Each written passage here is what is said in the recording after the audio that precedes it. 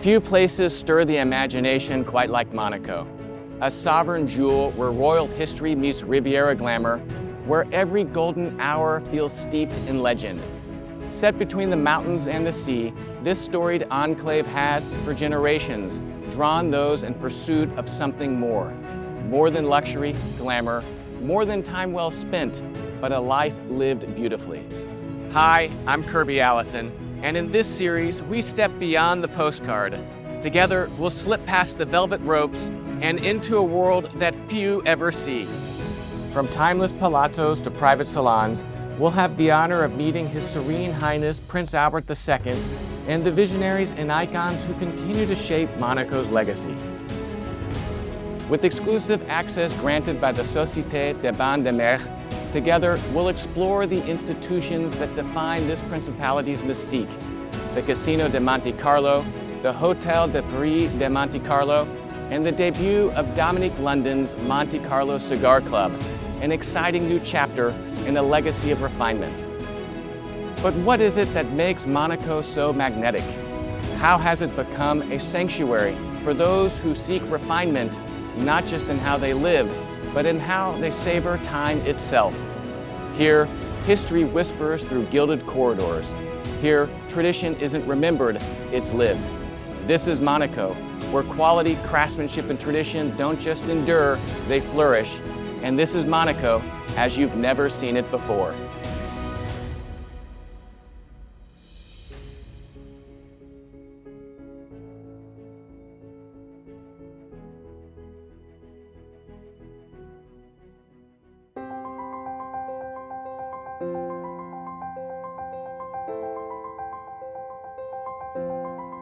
There are places that do more than welcome you, they enchant you.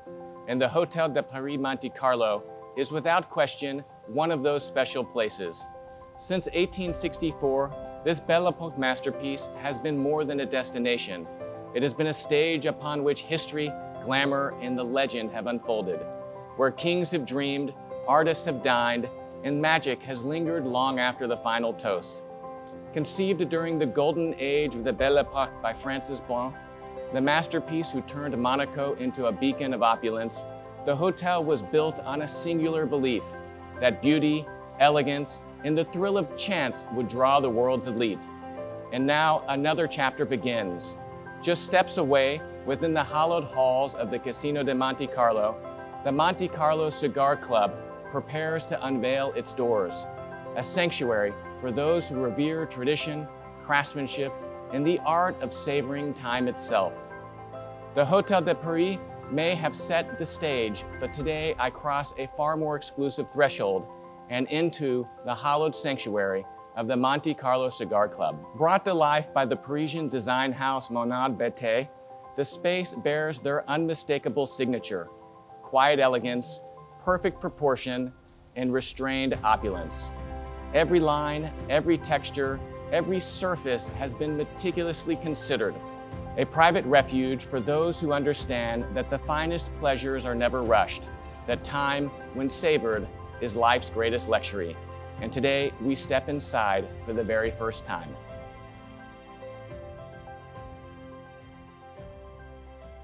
I mean, what a stunning lounge. I mean, this is a true masterpiece, not just in design, but in the triumph of its location. What was the goal for this club in terms of, helping honor the history of Monte Carlo and its elegance? Yeah, the first thing I must say, there was really no place to smoke cigars in very good condition in Monaco. And with the idea a few years ago, and now it's live, and we're very happy with that. And thanks to the SBM, we decided to create this club in the casino. Mm-hmm. The casino naturally is the heart of Monaco, the history, the DNA of Monaco. And Monaco, naturally, what is really very important is elegance and glamour. Mm-hmm. Because of Princess Grace, the history, she brought that so much to the principality. And I think that this club will be the absolute expression of luxury, art de vivre, glamour, mm-hmm. but also a place for Epicurean ladies and men who want really to enjoy life, smoking a good Cuban cigar. Yeah. And this location, even within the casino, is special. Yes, absolutely, because when we decided where to put this club, we made a tour in the casino. We found several places which are not really in line with the positioning we want to give to the club. And here, in fact, it was the offices of some top manager of the SBM, and that was originally the office of Madame Blanc. Wow. So it's really historical. Yeah, incredible. How was it for the interior architects in your work? Was this your first cigar lounge to ever design? Yes, it is. But it's not the first place where we're trying to create surprise and attraction. And so here you will see that the stage, in a way, is revealed step by step. So we are here in the first room, which is pretty quiet and subtle, and also discreetly related to the rest of the casino and the Opéra Garnier. And step by step, we are attracting the guest to another realm, the realm of a cigar smoker and amateur that Christophe was telling about. And so this is a brand new adventure for us. I mean, you walk in here and it's incredibly striking, right? And there is obviously so much more detail than what initially meets the eye. What was your inspiration, and what are some of those details that are awaiting discovery? C'est une très longue histoire. C'est comme un film, en fait. On écrit un storyboard et on travaille, on imagine un lieu, le cigare, c'est un lieu mythique. On travaille en collaboration avec des gens mythiques, des gens qui nous aident. C'est une œuvre collégiale parce qu'elle est extrêmement technique en même temps. Pour être confortable, il faut que tous les problèmes techniques soient résolus. Et on entre dans une boîte de rêve où on n'a pas joué la prétention d'être, je ne sais pas, très ostentatoire. On n'est pas ostentatoire, on n'est pas prétentieux, on est juste confortable, on est humain et on travaille, nous, dans un lieu où on régénère des moulures, on régénère, on joue avec des contrastes de brillant, des contrastes de peinture verte, de peinture brune. Tout ça dans un esprit de Havane, de Monaco, un esprit de voyage. Et le voyage, le cigare, c'est le voyage. Donc en fait, c'est un temps de pause ici. On parlait des détails tout à l'heure de lockers, de petites boîtes qu'on va visiter après, qui amènent de la couleur, qui sont comme des écrins extrêmement luxueux. Mais on peut dire qu'on est dans le port de Monaco, on est ancré là, accroché au casino, et tout ce qui est locker est comme des petites boîtes, des petites balises lumineuses, comme un bateau en fait, en transit, où on mouille dans le port de Monaco.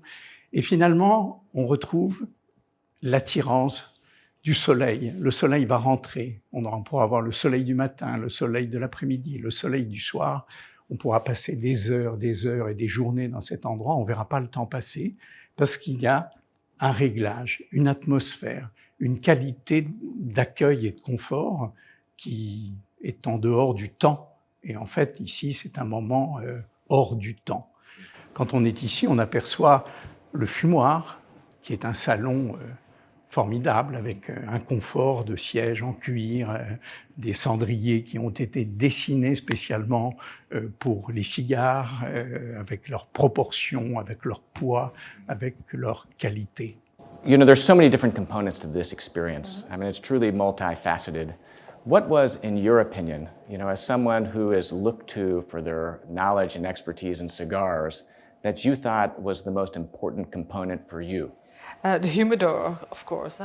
This is the heart of the club. That's the beating heart.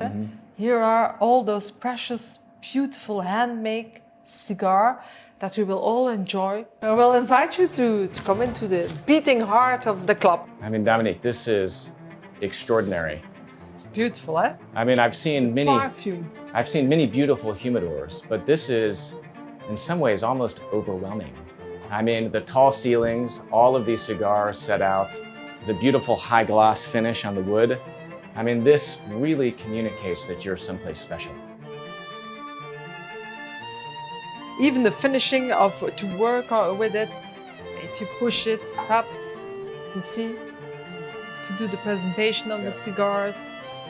It's so nice, so nice. No, it's like in a candy store. you see all those candies and all those cigars, and you say, what will I take first? And that's here in the humidor. Also the soft light, because cigars doesn't like light where it's too bright. But there is some mystery inside of the humidor, and that's very nice. So, and I invite you to come into this beautiful lounge. Wow.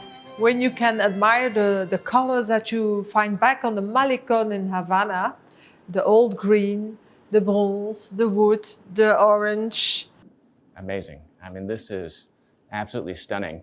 And, you know, again, going back to time suspending itself, I mean, the ability or the opportunity, or in this case, the privilege, you know, to smoke a great cigar with the finest accoutrement, but then also in an incredible environment with an ambiance and a history, I think is really the pinnacle of time well spent. Yes, because we are also now here in a room with view, because we are above the most, of course, famous raceway corner of the world, maybe.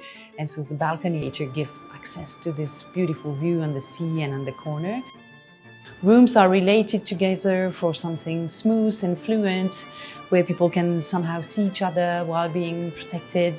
And so we're trying also to achieve these ideas of delicacy and movement, and also put it in relation with the time you were mentioning. You have time to decide and enjoy your moment and see everyone around, or decide not. I mean, there's just such a overwhelming sense of history, of being a part of something. I mean, here the Casino de Monte Carlo, over 150 years, in many ways exactly as it was whenever it was built.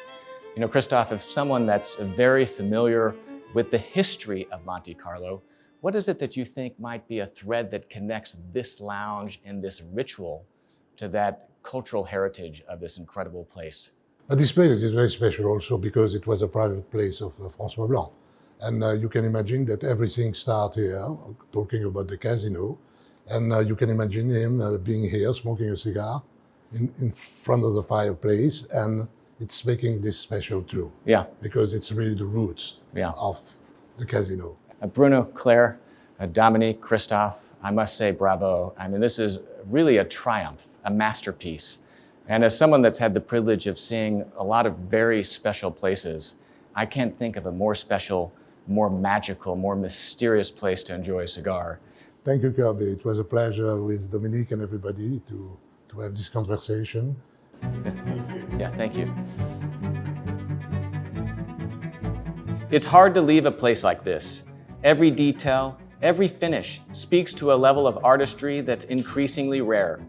But just as the ritual of the cigar is never rushed, neither is the journey that surrounds it. So tonight, we continue that journey by paying tribute to a legend.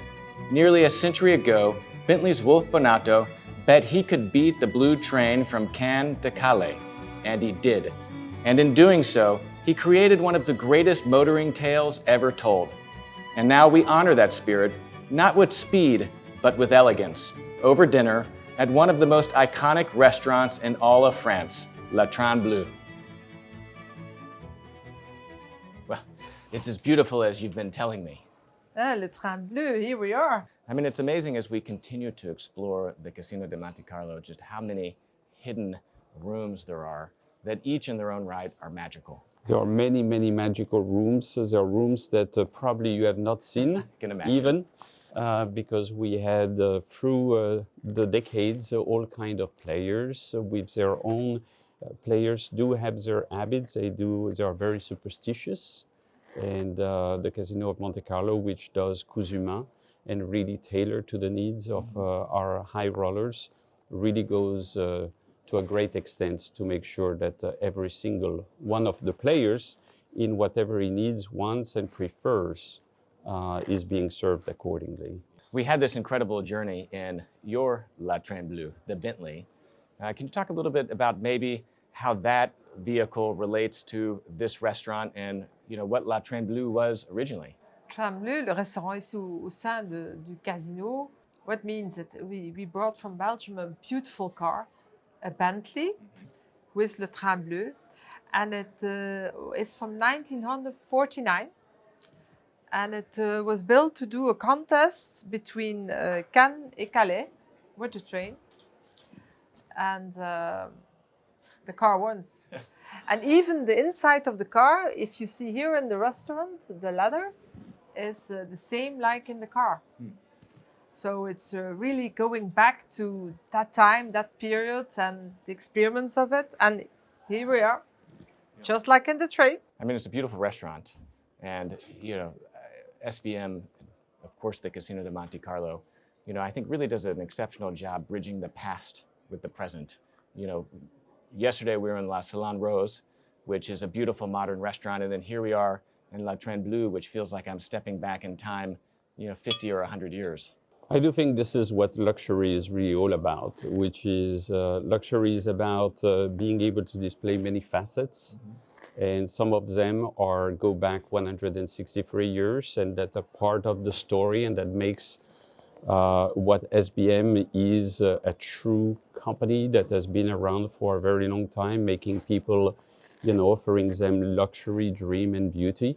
But at the same time is the ability to develop and live with your time and add facets as new generation come in, have different needs, always respecting the past, but always also being able to look forward to what our clients today and our customers and our guests are looking for. How do you balance, you know, honoring the past and the incredible grand tradition that the Casino de Monte Carlo and really Monte Carlo itself stands for, with that need to evolve in order to stay relevant? If you take the structure of the casino, you started with the Opera of Monte Carlo, which was built by Garnier, which we're very proud of, but you keep adding things. And I think the Cigar Club, which we'll be launching on Monday, is a perfect example on how we took a space that was dormant and essentially created the most beautiful cigar club in the world. And that, I think, is a very good example on how you keep adding to something that is structurally already magnificent. I think our club reflects also history, because it's in the old bureaus of Monsieur Blanc, and that club is so nicely done. It's like here the Train Bleu, it's high quality, the finishing, and when people comes in, you are in a dream. It's so cozy and so well done, and it's luxury, and it gives calm to the people, because if you're dining or you want to smoke a cigar, you need that kind of calm and innerness calm as well to enjoy your beautiful cigar and a good wine or a good whiskey. So it comes all together here in this building. Albert, were you born in Monaco? I was born in Monaco, born and raised in Monaco, and happy to talk about this because Monaco is a city-state and has a lot of residents besides tourists that do have the opportunity to come and visit us. And I left when I was 18 to pursue a career in the US, and I came back about 2 years ago. So that gives me a good inside-out and outside-in perspective about the Principality of Monaco. Yeah. What is it like to be a resident of Monaco? I mean, it is a very small country. I think it's, in fact, the second smallest next to only the Vatican. It's a very exclusive place. What is it like to grow up here, and what does it mean to live in Monaco? If I had to describe it in a word, is two words, extreme luck. Okay. You don't choose where you are born, but I have to admit that when you are born in Monaco, this is an incredible opportunity that you have, and most of the people realize it and benefit from it, and that's absolutely fantastic. Monaco, you say the second smallest city-state. I always like to say that Monte Carlo, Monaco, is half the size of Central Park. So Puts it's it into half perspective. the size of Central Park, and what you have in it is just unbelievable. It's nothing I have ever seen in the world that can compare to everything that half the size of Central Park can offer to the residents, and we're about 40,000 to live day in, day out in the Principality of Monaco, but also to all the people that make us the honor to come and visit us and spend time with us. Yeah. But Monaco, of course, isn't just inhabited by those who were born here. There are people that moved to Monaco and set up residence here. You are absolutely correct. And so when I say 40,000 people living in Monaco, residents, only 9,000 are Monaco citizens. Okay. So this is also the only country where the citizens are in a minority compared to the residents. And so you have about 30,000 residents. You have more than 120 nationalities. Okay. If you do walk in the streets, you will hear every language. So it's really a melting pot of the word coming to the Principality. We are, as I said, when I said unbelievable luck, we do have 10% of the highest net worth individual in the world that reside in Monaco. So you just have opportunities in the Principality. Yeah.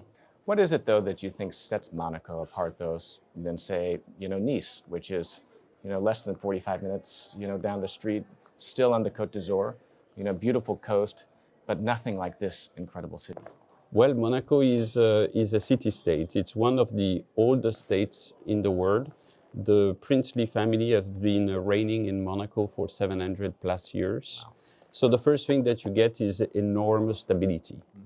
The second thing that you get, and we talked a lot about the casino, is we don't cut corners. We look very long-term. We do things right. We do things right for very, very demanding residents, guests, and high net worth individuals that come to the Principality. The other thing is you have an airport close by, you have Italy and France, you have a place like Nover. You can ski 2 hours from here, 2,000 meters high, which is about more than 6,000 feet. You do have incredible safety. And I think nowadays, even more important than some tax benefits, of course, that you can get in Monaco, is the fact that it's one of the safest places you can live in the world. Absolutely. I mean, I certainly feel that walking around. And, Monaco, I mean, of course, it has the beauty of its institutions, the Hotel de Paris, the Monte Carlo Casino, the Hermitage, the various restaurants. But the city itself has an aesthetic to it, an aesthetic beauty that even just walking down the street or on a sidewalk is something that makes one feel at home and comfortable. Well, thank you for saying that, and appreciate it very much as a Monaco citizen. This is always good to hear. But I think the setting in which Monaco is set, the harbor, it was founded by the Greek, continued by the Romans. It's just an incredible setting. And as we were saying, I mean, you are 20 minutes away from Italy. You are right next to France. You have the mountains, you have the sea. This is a place like no other, with incredible hub, with an airport which is half an hour away. So it's a fantastic place where people feel extremely comfortable. I have traveled on every continent, and I have lived everywhere. And is the fact that the Principality of Monaco, with its size, is known everywhere, appreciated everywhere, because we have a princely family that is not only overseeing the perennity of the Principality, but also being very involved on sustainability and the saving the oceans and taking a big role at the UN, etc. So I would say that we are lucky and we're very proud. Yeah. The people that reside in Monaco are very proud of what the Principality does every day, and very proud about the opportunity that we have every day to do anything we wish. Best schools, best safety.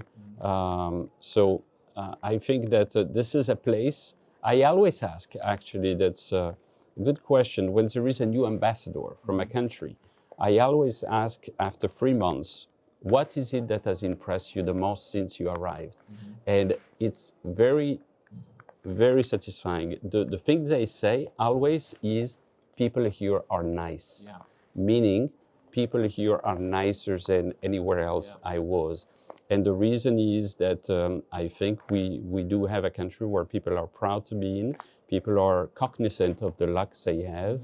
You speak about the Principality, of course, you have the royal family. How involved are they in the fabric of this country socially? Are they, Prince Albert and his wife and children, I mean, do you see them out? And are they, just up in the palace, or are they actually here in the streets? If I can give you a nugget, a few nuggets about the bond in between the Prince family and the Monaco citizens. When you are age 7 to 12, every kid in Monaco, which is about, across Monaco citizen, it's about 400 people, kids, you go every year right at Christmas in front of the palace, and then you enter the palace, you have a show with clowns and food, etc. And then you take a corridor. At the end of that corridor, you will find the entire princely family that will call you by your name, thank you, and give you what was, when I was growing up, my most beautiful present of Christmas. And that bond is then renewed with a picnic, for example, every year that the princely family has with all the Monaco citizens. But I would say that beyond this, and more seriously, the prince himself is extremely involved in all affairs in Monaco. We see him all the time. He will be Monday at the inauguration of the Monte Carlo Cigar Club. He follows all the events. He comes to retirements of important people of the SBM, for example. And then every member of the family plays a very important role. So if you look at the circus, which we have the most beautiful international circus event every year in January, this is Princess Stephanie. And if you look at the art, this is Princess Caroline. So all of the princely family is extremely involved in the life of the principality. We see them all the time, and there is a bond that starts as early as 7 years old, that you keep all your life with the princely family. It's incredible to me just how many different facets there are. I mean, there's so much more here than what meets the eye. And I would imagine that, you know, as someone that's traveling back to Monaco, you know, over and over again, or even for a new resident, you know, peeling back those layers and discovering those hidden gems must be part of the thrill of living here. You hit it right on the head, and I'm so excited that we're adding one facet, which is this Monte Carlo Cigar Club, which we will be opening on Monday with the presence of Prince Albert, as we talked before. And it was about time that we added, you know, the most beautiful cigar club for people that come to us and want to enjoy a cigar, to be able to have a place like this and a terrace like this, as you described. So we can't wait for Monday. Yeah, absolutely. I mean, to see, you know, the beauty and elegance of, you know, the cigar ritual return to one of the most exclusive and beautiful, you know, buildings and salons in all the world, I have to say is very exciting. And as I've shared, I think, you know, in many ways, this is the dawn of a new era for, you know, cigar lovers. You have to come. Well, I'll be there with certainty, and I look forward to lighting up that first cigar inside the club, because I know that it is even more beautiful than those could even imagine. Thank you. Well, with that, why don't we toast to Dominique and all her incredible work with the club, and of course, SBM, Albert, the work that you do, and the beautiful time that we've had here, Kirby. Enjoying life well lived. Thank To you. good life.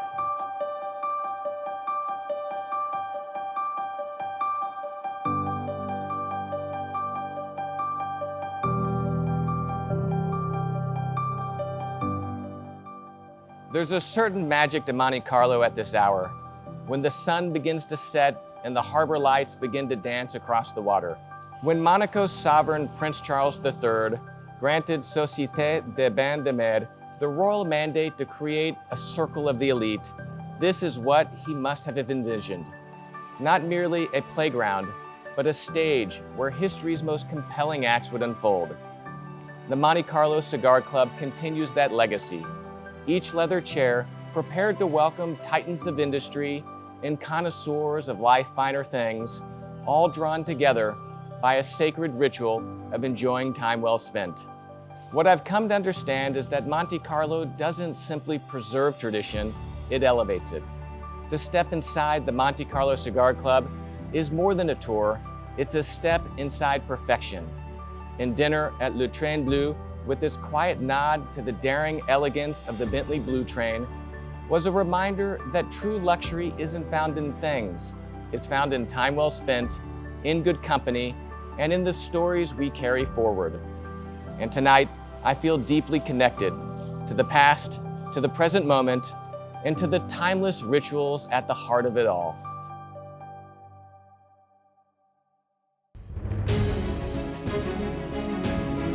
Next time, we step into the Monte Carlo Beach Club and the Marlowe Club, two of Monaco's most exciting destinations, and then, with the guidance of the Monte Carlo Cigar Club's dedicated team, I get a first-hand look at what sets their incredible humidor apart.